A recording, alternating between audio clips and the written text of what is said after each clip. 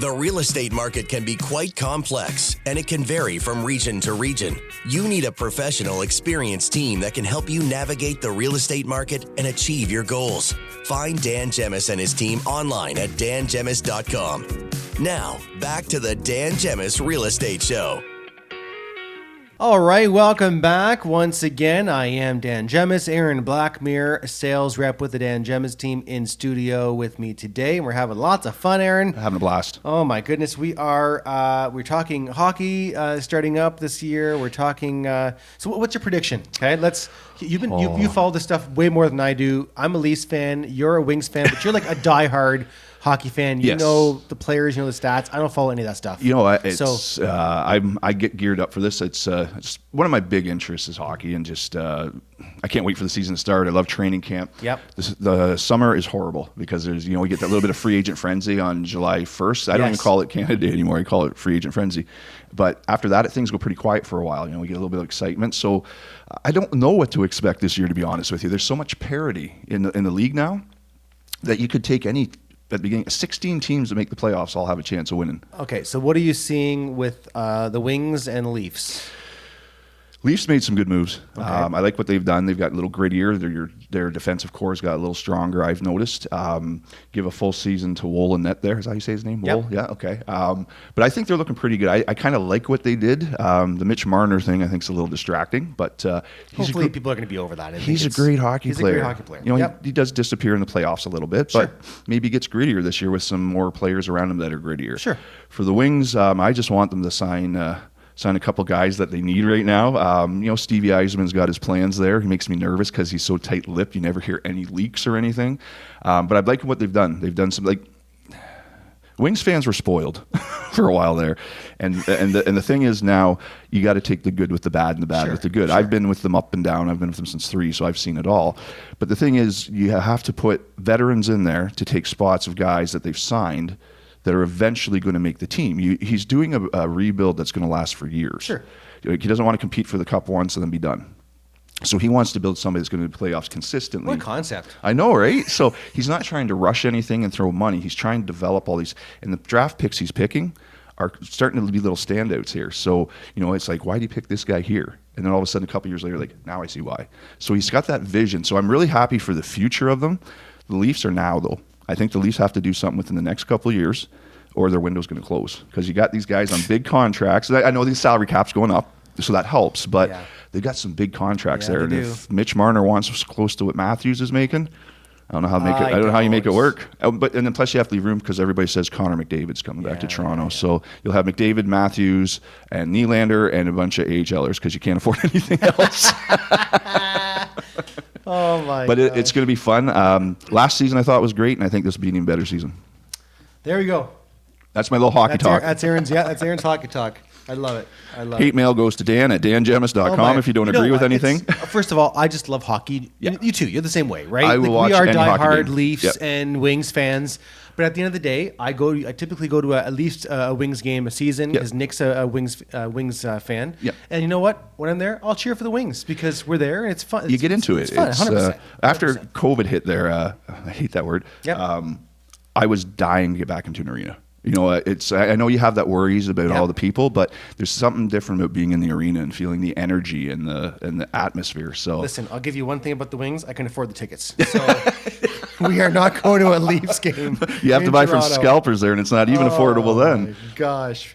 Pretty crazy. It is. So listen, how to make your home stand out in a competitive market? Well, we need to right now, right? Because the market is shifting. Yes. We've been feeling it for the last little bit, more so the last couple of months. You're all noticing it. If you're listening, you're noticing more signs on the lawns. Mm-hmm. You're noticing the signs sitting there longer, right? So how do you make your home stand out in a competitive market? So here's a few things that we can talk about, Aaron. On the list, focus on curb appeal.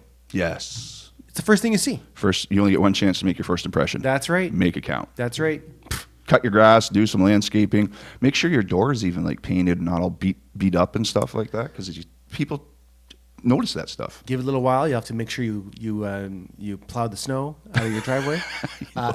If we I get hope. snow this year, we'll see. I don't mind that because We'll this see. has been a hot summer. So It has been a hot summer. You know what? Fall's my favorite season. So Mine I'm ready too. For it. Yep. Come on, baby. Let's see. Declutter and depersonalize. We talk about this one all the time. Yep. Right? Get rid of stuff. Now, you guys have just started going through some cleaning at the house. Yep. You know, you're having lots of fun there. But We're not again, selling, but, you're not selling. You're decluttering and depersonalizing. Yep, right? absolutely. Stage the home. So again, consider professional staging. If you hire our team, we have a stager on staff that comes out and says hello and gives you Monica some does advice, great right? stuff. Yep. Upgrade key areas. So focusing on upgrading kitchens and bathrooms, as these are often the most criticized and scrutinized areas by buyers. Now, this is a caveat, right? This I would suggest you call us first. We'll come out and give you a free home market evaluation, because we might suggest you not update those things. Right. Some of them aren't that outdated. You know, like my dad's house, like for example, he still has the old what is it, purple or blue or whatever, bathtub and toilet. Oh my goodness, like yeah. He's the old school. Sure. Right? Everything is taken care of 100%. it's all beautiful, beautiful shape, yeah. And it still works 100%. Yep. So like for him, I'd be like, Dad, update it if you're selling. But it works. How do you tell someone to update when it works? 100%. But you want something that looks a little more modern, I guess. Yep. And there's different ways, especially with bathrooms now. Yes. There's companies that will spruce up your washroom without gutting the whole thing. Yeah, right? just make it shine a little more. That's right. That's right. Let's see. Neutral paint colors. So again, paint walls in neutral colors, neutral tones.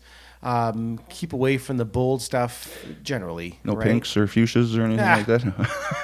Why not? Highlight energy efficiency. So again, it's key. Buyers love an updated furnace and Yes. AC. They love updated roofs. Roofs. Roofs. That kind of stuff. So, but again, if it doesn't need it, it doesn't need it. If your shingles are midlife, that's more than enough. You got half. Right. The new owner gets half. That's right. You know, so Your 20-year shingles will now last 3 years. no kidding. Right? Maximize natural light. So open blinds and curtains to let as much natural light in as possible, unless you're trying to hide the neighbor's backyard. Yeah, maybe. exactly. Because there's lots of houses I go into.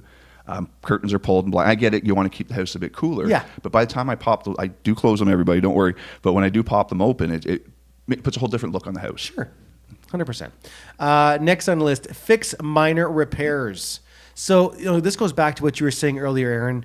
If you go to a house, if you're showing a house and you pull up and it needs some TLC, then you walk in the front door, the knob is loose, and you walk into the bedrooms and the closet doors are loose. It all starts to add up. It does. Right? And the buyer's thinking, okay, like this is a lot of work to do here. Yeah. And I will tell you, and it's everybody. Yep. Buyers double everything. Yes. So if the roof is only 5,000, they're saying it's 10,000. Yep. If it's painting is 5,000, they're saying it's 10,000. So it's just keep that in mind and just eliminate those thoughts. You're gonna have a hard time getting a roof done for $5,000 these Oh, days. yes. It used to be $4,000 or $5,000. Yeah, I'm a little bit behind on that one. Create an inviting entrance. So again, first impression when you walk into that door, and if you're doing a showing, your realtor should be suggesting that you have lights on, turned on Yes, already, yes. so that people don't have to, It's dig tough around in the for them. evening. You trip over something in the house, Yeah. and it's just difficult. Oh my God, that reminds me. Funny story. It's not funny. Poor Sophie was scared, but Oh yeah, but you can laugh now. They had the iPad. She had the iPad the other day. Yep. And we always tell them she'll have her cartoons that she'll be watching, and then she walked. She was holding the iPad walking. Oh, no. She tripped over Finn. Oh yeah. Finn was on the floor laying down next to her. Just didn't see him. She got up and flipped over him. Oh my no. goodness. She was just startled. Finn was startled. Finn was like, what the heck just happened? My sister tripped over me. That's like the people you see in the mall walking along and they fall in the fountains and stuff on their phones and everything. Oh my gosh. Poor Sophie.